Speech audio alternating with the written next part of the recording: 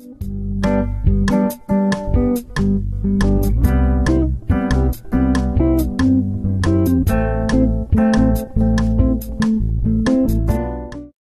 sok szeretettel üdvözlök újra mindenkit a Kisvakond csatornán. Április 22-t írunk. Ma kiültetésre kerülnek káposztafélék, egészen pontosan káposzta és karfiol.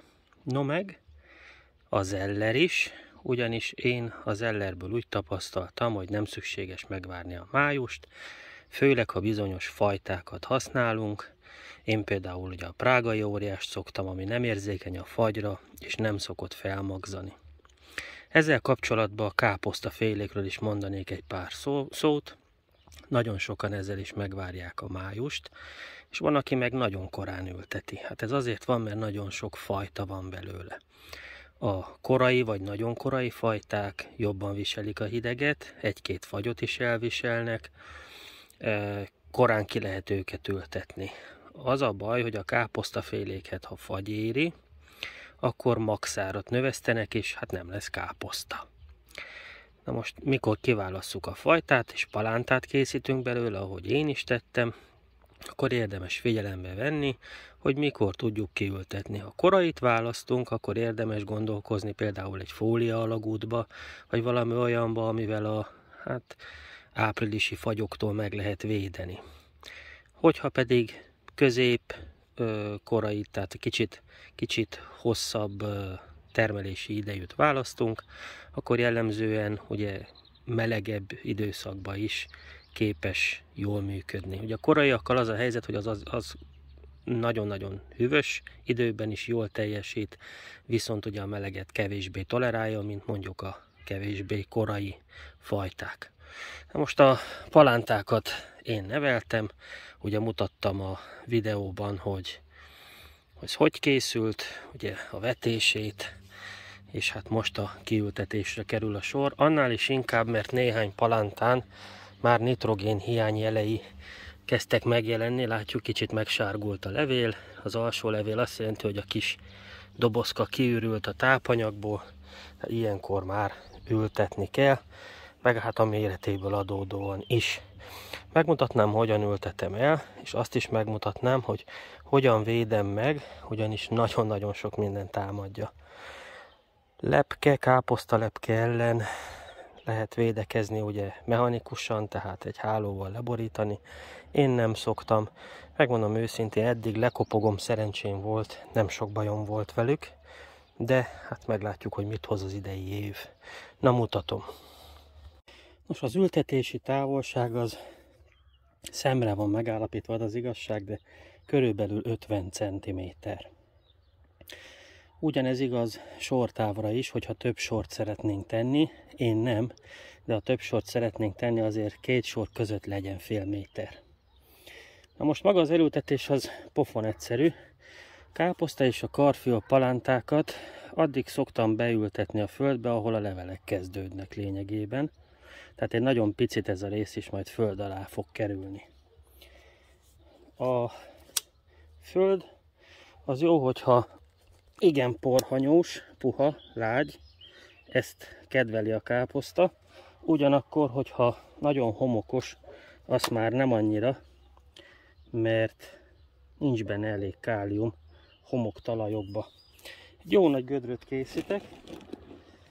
Ez az ágyás egyébként az ősszel, ugye tudtam már, hogy mi hova lesz temetve, ültetve, tyúk trágyával alaposan, tehát lényegében a teljes évi tyúk trágyát erre az ágyásra, és még egy másikat két ágyásra osztottam el. De ezen kívül egy marék szerves trágyát még a gödörbe teszek, a káposztának és a karfiolnak is, nagyon-nagyon tápanyagigényes. De ez nem elég neki csak az első időszakra. Az az igazság, hogy heti egyszer fejtrágyázni fogom, mégpedig azzal a csalán és tyúktrágya ázalékkal, amit nem is olyan rég egy videóban mutattam. Tehát minden hétvégén egyszer azzal meglocsolom külön. Másik probléma vele az, hogy locsolni kell, főleg a meleg időszakban ezeket minden egyes nap locsolni kell túlzás nélkül. Na most mivel idén csepegtető rendszer lesz, ez már nem okoz problémát. a káposzta, mikor bekerül a kis lukba, és ráteszem a földet. Ugye mondtam, hogy az első levelekig ültetem be. Nagyon ügyelni kell, mert a levelek nagyon könnyen elpattannak. Megpróbálok egy ilyen kis gödröt készíteni a számára, hogy az öntöző víz az oda gyűjjön be, meg nem csak az öntöző víz, hanem az esővíz is, amikor lesz. De maga az ültetés az pofon egyszerű, én most gyorsan elültetem a sort, és aztán megmutattam, hogy utána mit csinálok, mert az nagyon fontos.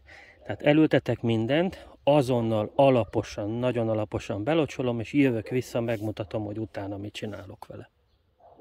Nos, ha megtörtént az alapos belocsolás minden egyes palántának, akkor következhet a mulcsolás, ami szerintem egy nagyon fontos dolog, ugyanis nagyon vízigényesek, említettem, minden káposztaféle, de például a karfiol az nem csak azt igényli, hogy locsolják folyamatosan, hanem azt, hogy a környezetében egy magasabb páratartalom legyen, amit a mi zónánkban hát önmagától nincs.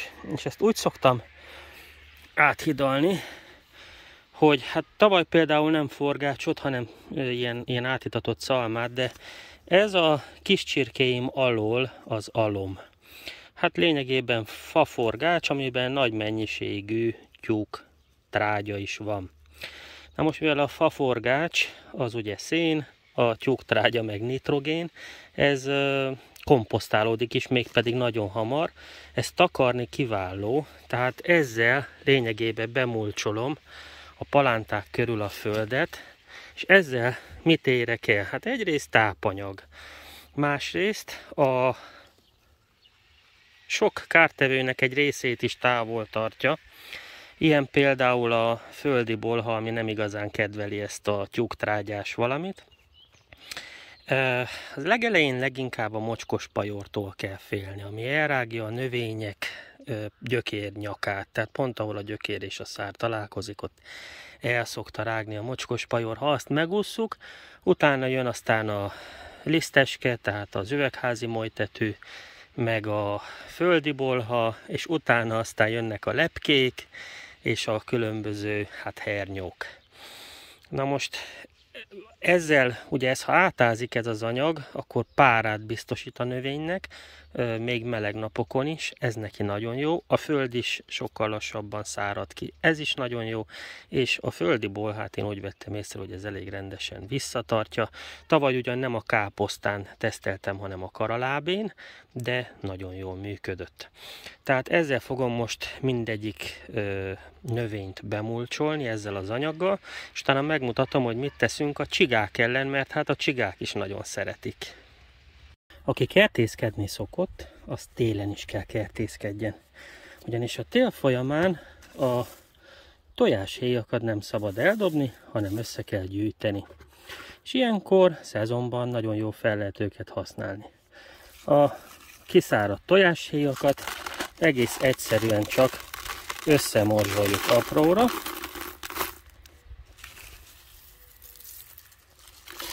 És ez egy kiváló csiga elleni dolog, főleg akkor, ha nem a csupasz földre szórjuk rá, hanem egy mulcsra.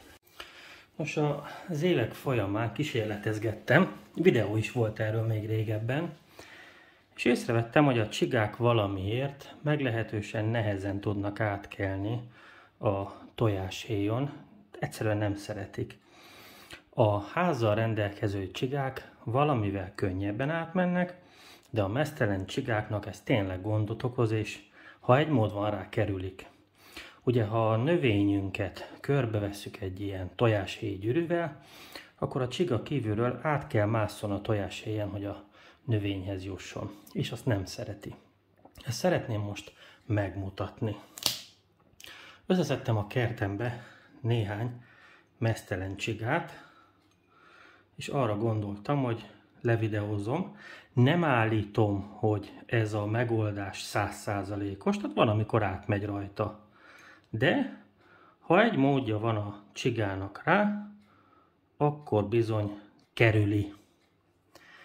Na, innentől fogva felgyorsítom a videót, mert a csiga az egy nagyon lassú állat.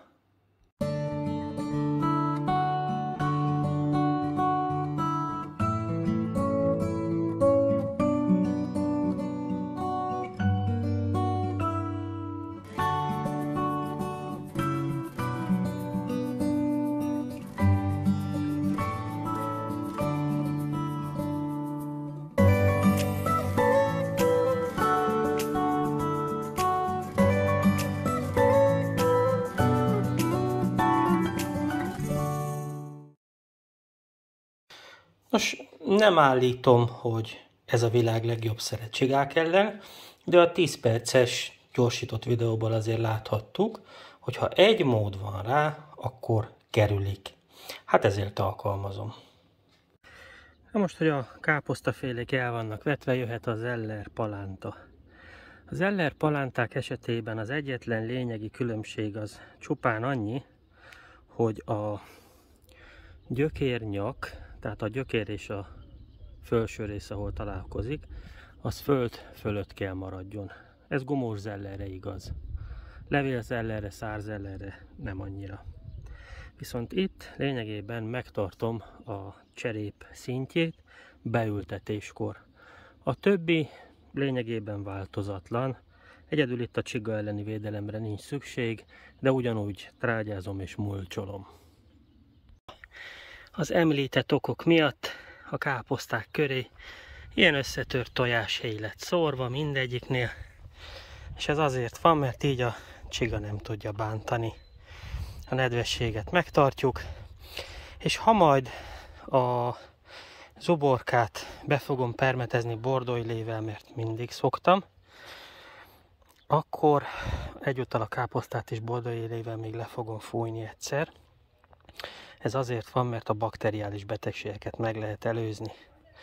Közben földbe került az Eller is, hát ott kisebb, kettő között a távolság, nagyjából 30-35 cm.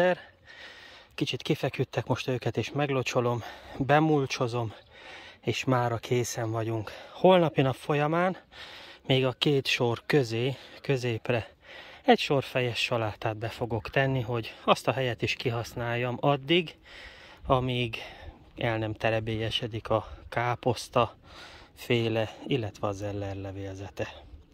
Köszönöm a megtisztelő figyelmet ma is, a legközelebbi viszontlátásra.